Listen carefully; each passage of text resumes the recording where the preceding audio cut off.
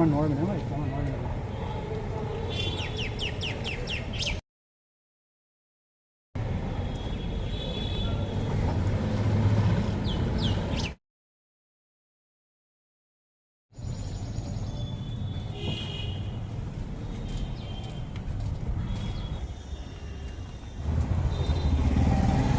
ও কলকাতা রসগোল্লা।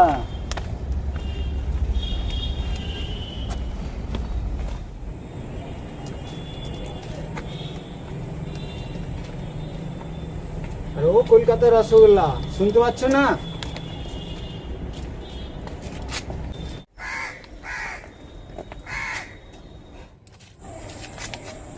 আচ্ছা, আপনার প্রবলেমটা কি?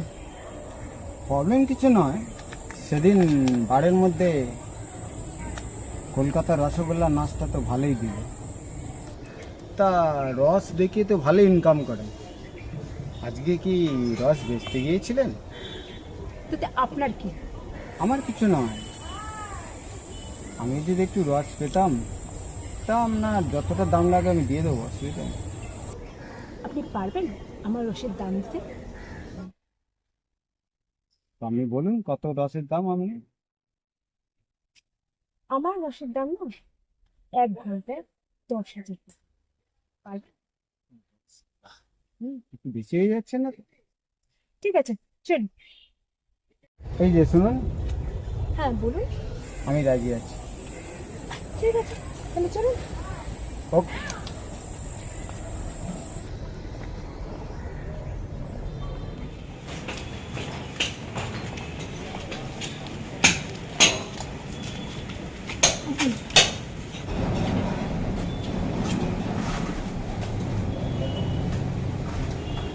আপনি বেশি দাঁড়ান, আমি আসছি। ঠিক আছে।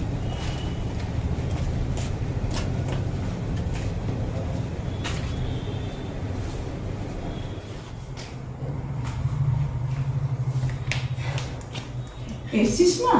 আয় আয়, বস বস। হ্যাঁ হ্যাঁ বাবা, হ্যাঁ, তুমি এখন কেমন আছো? আমি এখন ভালো আছি। আমি তোমার কষ্ট নেই তো? না তুমি ইন্টারভিউটা কেমন হলো? ভালো হয়েছে। ভালো হয়েছে। ও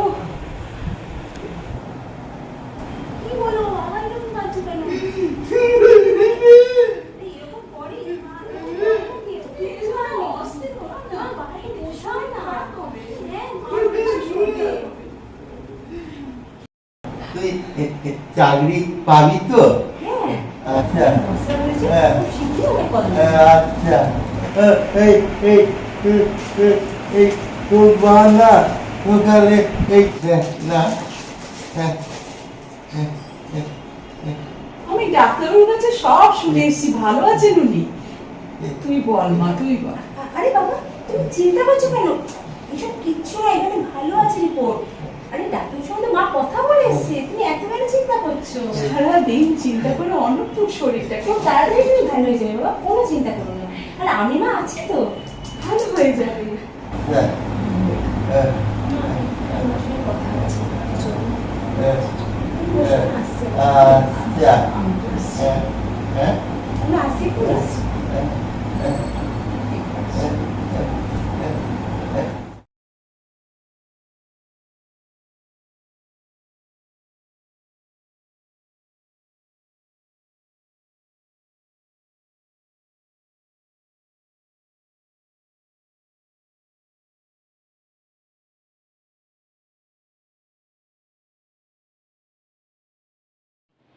ঠিক আছে, তুই যা, ওনাকে ডেকে নিয়ে আয়।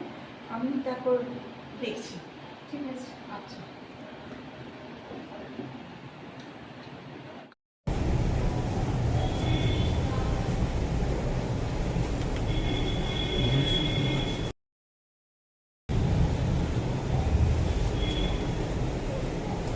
বাবু, বাবু কোথায় যাচ্ছেন? আসুন। না ঠিক আছে, ঠিক আছে। আসুন, না ঠিক আছে, অন্যদিন, অন্যদিন। আসুন।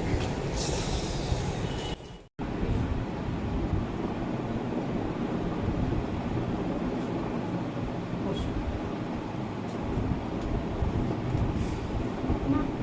হ্যাঁ, তুমি এসো। তোমার নাম কি?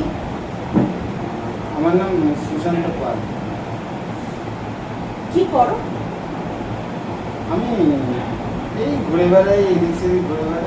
আমার বাবা না অনেক বড় চাকরি করে, 1,00,000 টাকা মাইনে পায়।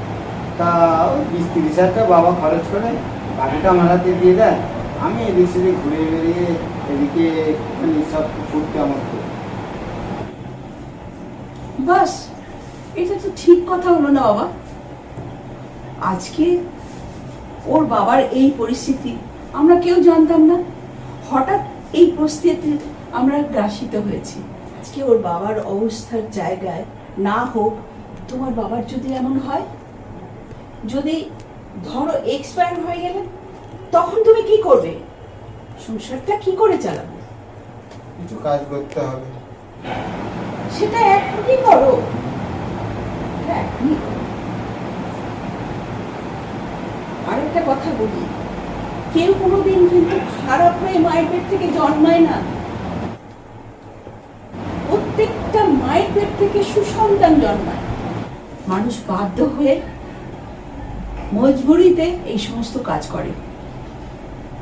কেউ চুরি করে, কেউ ডাকাতি করে, কেউ নোংরা পথে চলে যায়, সব বাধ্য হয়ে। পেটের দায়, বাবা মাকে কর্তব্যের দায়। আজকে আমার এই মেয়ে সেই বাধ্য হয়ে আজকে হোটেল বারে গান গায়, বাধ্য হয়ে। জানো, আমার মেয়ে graduate, master degree already complete. অনেকগুলো ইন্টারভিউ দেওয়া হয়ে গেল, এর মধ্যে চাকরি তো একটা হবেই কিছু না কিছু, কারণ সংসারের হালটা তো তাকেই ধরতে হবে। ও যদি মেয়ে হয়ে সংসারের হালটা ধরে, তা তুমি কেন বাবা? তাই বলি, তুমি সঠিক পথ বেছে নাও এখনই। তা আপনি যখন ছেলে বলেছেন, আমি একটা কথা বলবো আপনাকে। হ্যাঁ বলো বাবা।